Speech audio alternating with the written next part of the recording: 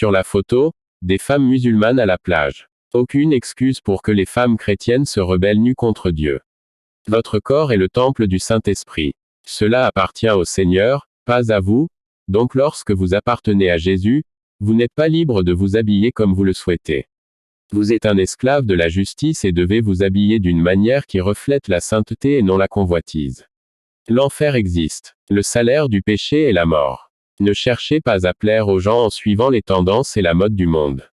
Vivez pour honorer Jésus dans tout ce que vous faites. Lorsque vous mourrez dans le péché en essayant de répondre aux attentes des gens, ces gens ne peuvent pas vous aider ou vous défendre contre le jugement de Dieu.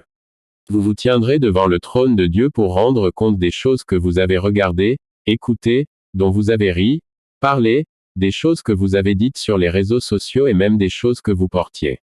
Chacun doit rendre compte de la vie qu'il a vécue. Les gens peuvent faire pression sur vous pour que vous désobéissiez à Jésus maintenant, mais ils ne peuvent pas vous défendre et vous sauver lorsque vous vous tenez devant le jugement du trône blanc de Dieu. Gardez vos yeux sur Jésus et vivez pour plaire à Jésus seulement.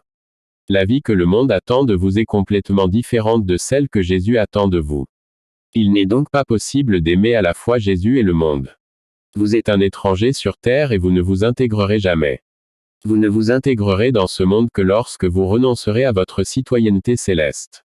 Apocalypse 20, 11 à 15. Alors je vis un grand trône blanc et celui qui était assis dessus, de la face duquel la terre et le ciel s'enfuirent.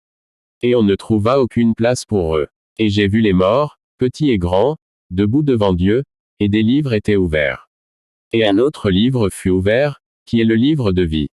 Et les morts furent jugés selon leurs œuvres, d'après les choses qui étaient écrites dans les livres.